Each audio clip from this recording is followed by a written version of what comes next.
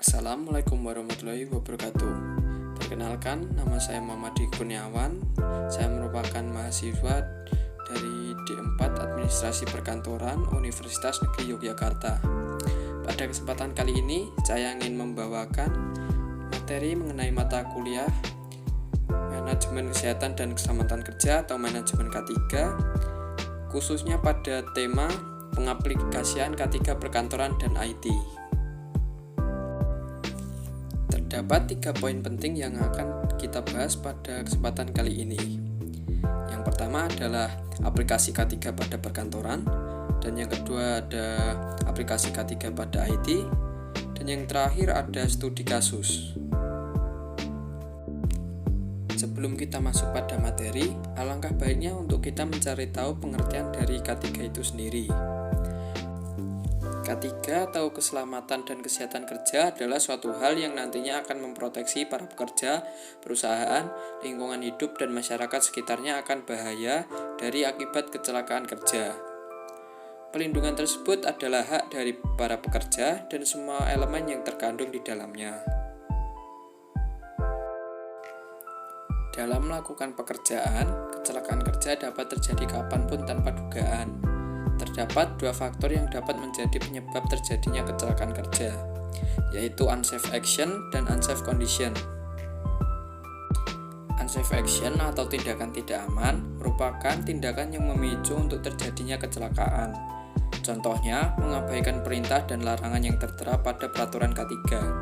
Apabila unsafe action ini dilakukan, maka akan berbahaya dan menjadi penyebab terjadinya kecelakaan. Sedangkan unsafe condition atau kondisi tidak aman ini memiliki keterkaitan dengan kondisi dari lingkungan kerja yang bisa menjadi penyebab terjadinya kecelakaan kerja. Kondisi tidak aman ini dapat disebabkan karena kurangnya ergonomis. Contohnya, lantai yang licin, tangga yang rusak, udara pengap, terlalu bising, kurangnya pencahayaan, dan yang lainnya. Hal yang perlu dipenuhi dalam menjamin berjalannya prosedur keselamatan dan kesehatan kerja adalah terpenuhinya syarat ergonomis yang ada pada tempat kerja tersebut.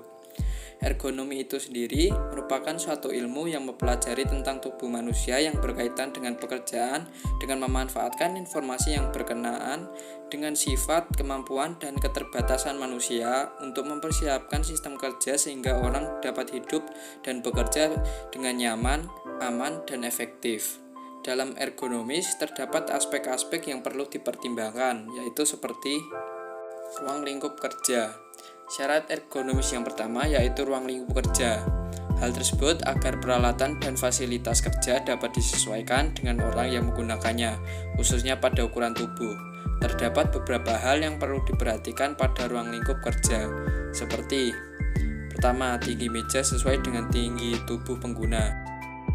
Kedua, penggunaan meja yang cukup untuk menempatkan CPU, monitor, keyboard, printer, penyangga buku, dan yang lainnya. Ketiga, mengatur meja dengan memperhatikan bagaimana perangkat tersebut digunakan. Dan yang keempat, kabel-kabel dan alat elektronik penunjang ditempatkan secara aman. Aspek kedua adalah sikap duduk dan letak jari. Terdapat beberapa jenis pekerjaan yang memerlukan sikap dan posisi tertentu yang terkadang dilakukan dalam jangka waktu yang lama. Dari hal tersebut menyebabkan pekerja cepat mengalami kelelahan dan bisa saja menimbulkan cacat tubuh. Ketiga adalah ukuran dan bentuk kursi. Beberapa hal mengenai prinsip umum untuk kursi ergonomis yaitu: pertama, agar kursi stabil dan mudah digerakkan maka harus 5 roda pada kaki. Kedua, memilih kursi yang dapat diturunkan dan dinaikkan. Ketiga, pelindung punggung yang dapat diatur posisinya. Dan keempat, pelindung lengan yang dapat diatur posisinya. Aspek keempat adalah tempat istirahat kaki. Beberapa hal mengenai prinsip umum untuk tempat istirahat kaki ergonomis yaitu: yang pertama, tempat istirahat kaki diletakkan pada alas kaki yang fleksibel dan dapat bebas dipindah. Kedua, kaki tidak boleh dilipat karena dapat menyumbat aliran darah dan dapat menyebabkan mudah kelelahan. Aspek kelima adalah posisi layar. Apabila perusahaan menyediakan komputer atau laptop dengan layar monitor CRT, maka sebaiknya menambahkan layar anti radiasi guna mengurangi gangguan mata. Terdapat beberapa cara untuk mengurangi keluhan pada mata, yaitu pilih monitor yang berbentuk LCD karena kualitas layar lebih baik daripada versi lama. Kedua, memberi jarak mata dengan monitor komputer sejauh 30 cm. Ketiga, mengatur warna pada layar. Keempat, sering mengedipkan mata agar merangsang keluarnya kelenjar air mata untuk mengeluarkan air mata yang nantinya dapat membuat mata menjadi lebih basah dan lembab. Kelima, memperhatikan pencahayaan pada sekitar ruang. Dan keenam, setelah menggunakan komputer dengan waktu yang cukup lama, maka hendaklah mengistirahatkan mata minimal 15 menit. Aspek terakhir merupakan kebisingan dan pencahayaan. Kebisingan merupakan salah satu polutan yang tidak diinginkan manusia.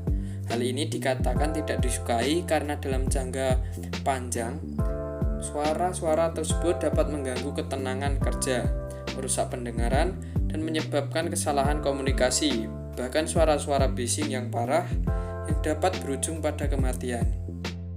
Semakin lama telinga mendengarkan suara bising, semakin parah efeknya, seperti gangguan pendengaran. Jika suara-suara yang terjadi secara alami mengiringi pekerjaan, seperti suara mesin tik atau mesin yang sedang bekerja, seseorang cenderung mengabaikan suara-suara yang dihasilkan oleh dirinya sendiri. Sedangkan pencahayaan adalah salah satu faktor yang dapat menciptakan keadaan lingkungan yang aman dan nyaman serta berkaitan erat dengan produktivitas manusia. Dengan pencahayaan yang baik, maka memungkinkan orang untuk dapat melihat berbagai objek yang dikerjakan dengan jelas. Selanjutnya adalah aspek ergonomis ketiga pada IT. Tidak jauh berbeda dengan keselamatan dan kesehatan kerja yang diterapkan di perkantoran, di bidang IT sendiri juga memiliki protokol standar K3 yang melindungi para pekerja dari kecelakaan kerja maupun gangguan kesehatan yang dapat mengancam kinerja. Aspek-aspek yang perlu diperhatikan dalam pengaplikasian K3 pada bidang IT antara lain aliran listrik seperti pemeriksaan dan perawatan sekring, fitting saklar, sistem pertahanan dan kabel sambungan aliran listrik harus dilakukan secara berkala. Jika kabel kelistrikan rusak, maka harus diganti oleh orang yang memiliki keahlian sejenis agar terhindar dari bahaya. Bila terdapat mesin yang rusak, maka segera matikan mesin tersebut dan laporkan kepada toolman untuk dicek yang selanjutnya memperoleh perbaikan. Periksa terlebih dahulu peralatan listrik yang akan digunakan. Selanjutnya adalah mouse. Ada beberapa hal yang perlu diingat jika menggunakan mouse, yaitu mouse harus berada pada ketinggian di mana lengan, pergelangan tangan, dan tangan sejajar.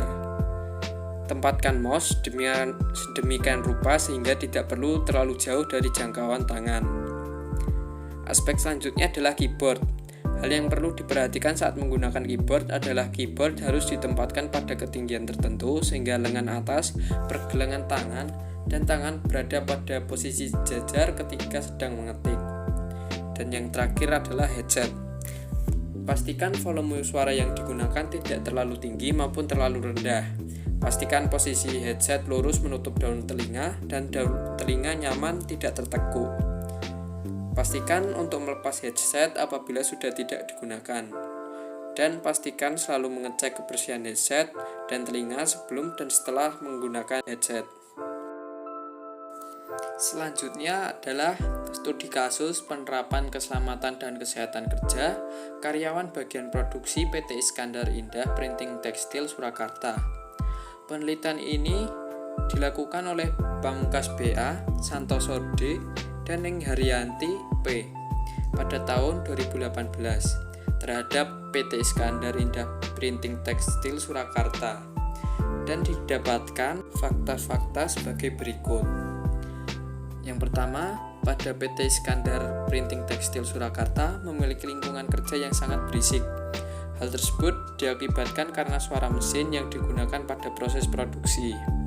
Kedua, lantai pada bagian produksi sangatlah licin karena tumpahan oli pada mesin dan basah yang disebabkan air pembukaan AC.